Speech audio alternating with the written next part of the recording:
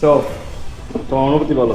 এই অনুভূতি যে অনুভূতি বলে বোঝানো যায় আচ্ছা, তুই এখন অন ক্যামেরায় আছিস, তুই বল তুই এই বাইকের জন্য কত বছর ওয়েট কবে করছিস? থেকে মানুষ দেখতাম কিন্তু তখন আফসোস করতাম না, ভাবতাম যে আমার কবে হবে, কিন্তু সেই দিনটা আজকে যেটা চলে আসছে।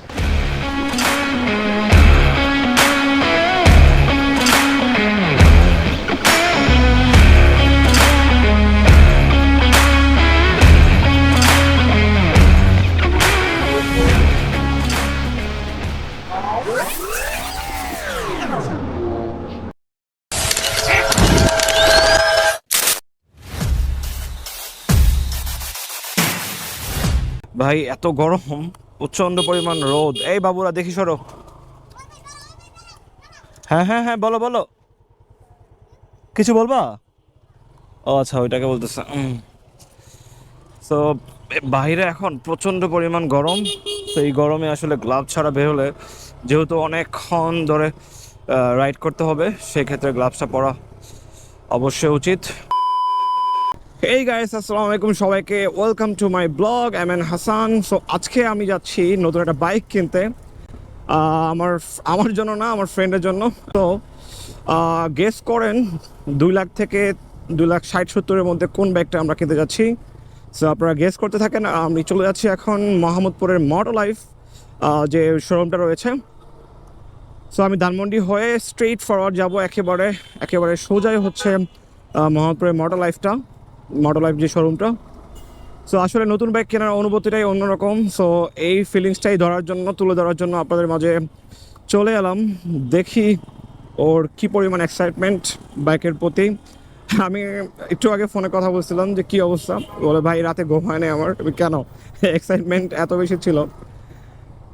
সো প্রথম বাইকের ফিলিংসটাই অন্যরকম হবে। ও লাস্ট টাইম কিন্তু আমি এই রিলেটেড একটা ভিডিও করছিলাম আমার একটা ফ্রেন্ডের জন্য বাইক কেনার সময়। সো সেম শোরুমে গিয়েছিলাম। সো ওই ভিডিওটা কিন্তু ভালো পরিমাণ রেসপন্স পেয়েছি। প্রায় আমার চ্যানেলের মধ্যে সবচেয়ে বেশি ভিউ কিন্তু ওইটাই। ব্লগ খুব কম করি, সো নিউ ইউটিউবার বলা যায় এখনও। সো এই ভিউটা কিন্তু অনেক বেশি। সো আই হোপ এই ভিডিওতেও ভালো পরিমাণ ভিউ হবে। সো ভাই, ভিডিও যদি ভালো লেগে থাকে লাইক দিয়ে দেবেন, সাবস্ক্রাইব করে দেবেন। আর কথা না বাড়িয়ে চলে যাচ্ছি আমরা ঠিক শোরুমের দিকে। ধানমন্ডি হয়ে অনেকে বলতে পারে যে ভাই ধানমন্ডি থেকে আপনারা যাচ্ছেন বাইক কিনতে, ধানমন্ডি 87 তো একটা বাইকের শোরুম আছে সুজুকির অথরাইজ শোরুম। সো ওখান থেকে না কিনে আপনারা কেন মোহাম্মদপুরে ওই মোটর লাইফে যাচ্ছেন? যার বাইক কিনতে যাচ্ছি তার একটা ফ্রেন্ড আছে ওখানে। তো সব মিলে হয়তো বা কোনো একটা ডিসকাউন্ট বা কিছু একটা থাকতে পারে। সো যার দরুন আমরা এই যে 27 নাম্বার সুজুকি শোরুমটা দেখতে পাচ্ছেন, এইটাকে ফেলে আমরা চলে যাচ্ছি সোজা মোহাম্মদপুর। সো যাও যাক।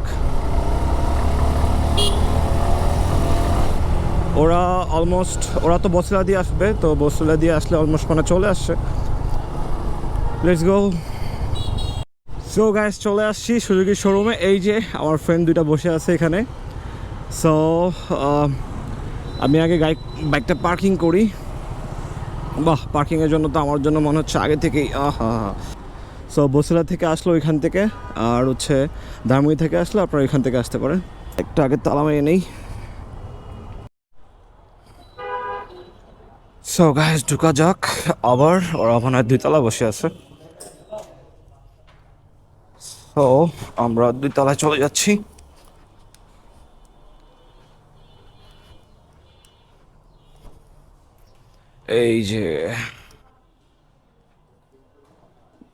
এই যে আমাদের সেই হিরো। কি অবস্থা? আসসালামু আলাইকুম ভাই, হাসান। সো বল, কি অবস্থা তোর? তোর নাকি রাতে ঘুম হয় নাই? ও মাই গড। সো গাইস, আমরা প্রথমে এখানে একটু রেস্ট নেব। মেবি ওদের পেপার ওয়ার্ক শেষ হবে, তারপরে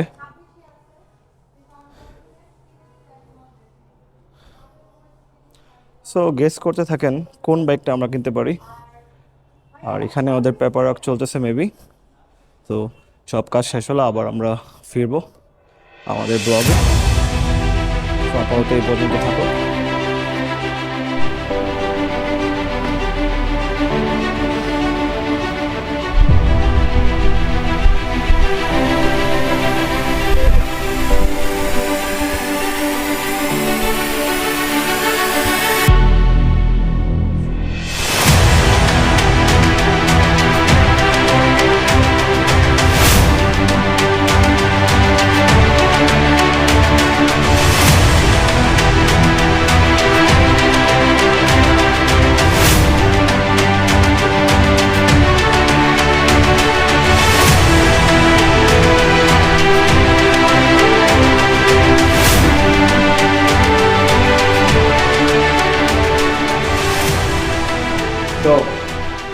অনুভূতি বলো।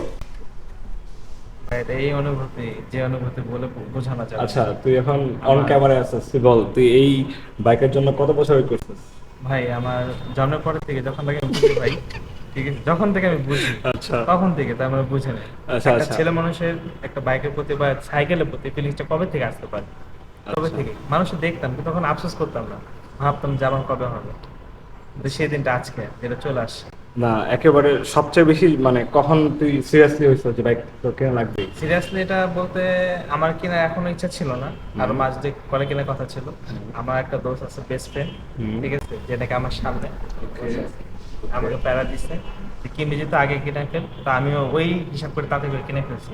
ওর প্যারা বিশেষ করে আরো বেশি আগ্রহ নিচ্ছি। সো এখন কি আমাদের ট্যুর ট্যুর হবে?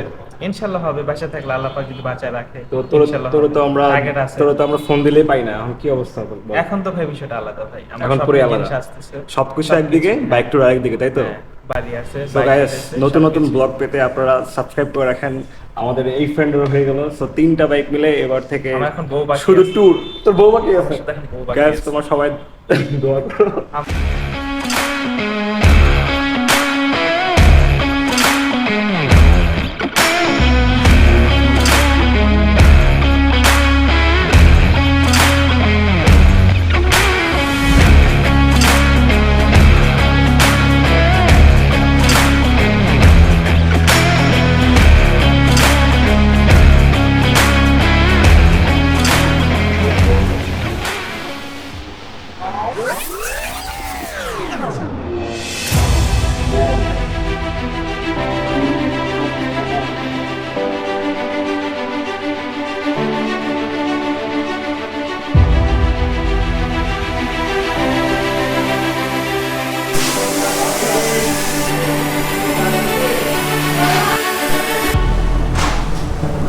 তো আমরা এখানে একটা ডেম পাইছিলাম নতুন বাইক যেহেতু, তো তার সাথে কথা বলাতে তারা হচ্ছে আমাদেরকে বলছে যে তারা নতুন বাইক থেকে খুলে দিয়ে দেবে। So let's go. তো আমরা যাচ্ছি হচ্ছে উপরের তলায়, যেখানে ওদের বাইকগুলো রাখা আছে।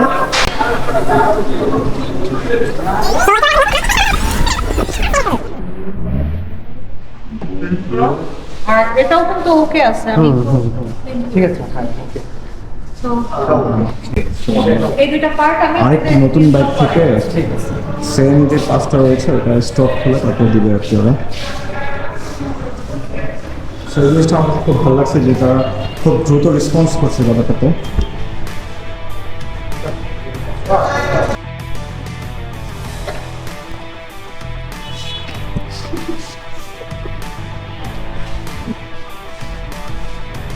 একবার দেখবা শুধু বাইকের পেমেন্টটা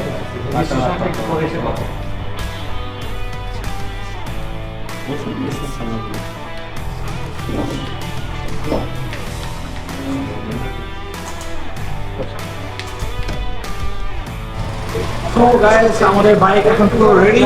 এই যে আমাদের রাইডারও রেডি হয়ে গেছে। It's time to take a picture with the big key.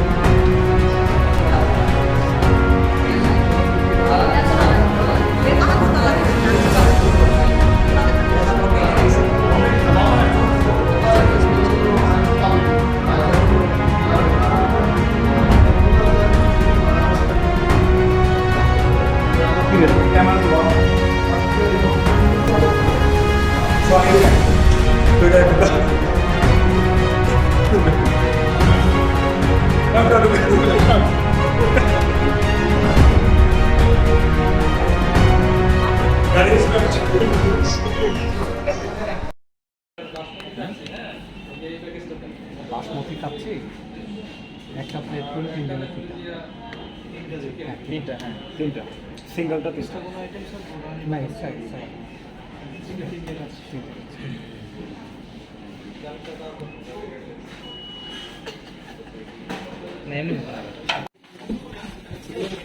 Treat from Sohag, Mr. Biker, Mr. New Biker. ওকে, খাওয়া স্টার্ট করো। So the new biker is ready to go. কি হলো বল? এটা হচ্ছে এখন লক আছে বুঝছস, ঘেরি লক যেটাকে বলে বাংলায়। ওকে, এবার স্টার্ট দাও।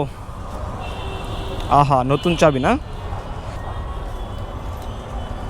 ওকে ওকে, ঠিক আছে ঠিক আছে। ডিসপ্লে এখনো পায় নাই। আরেকটা ইয়ে ঘুরান দে এই পাশে। চাপ দিয়া না তো, চাপ দিয়া তো প্রথমবার দিবি। ছাড়, আমাকে ছাড়, দেখাইতেছি। ছাড় না, এই যে শেষ। ওকে, স্টার্ট। সো গাইস, নতুন বাইকারকে দেখতে কেমন লাগছে সবাই কমেন্টে জানাও।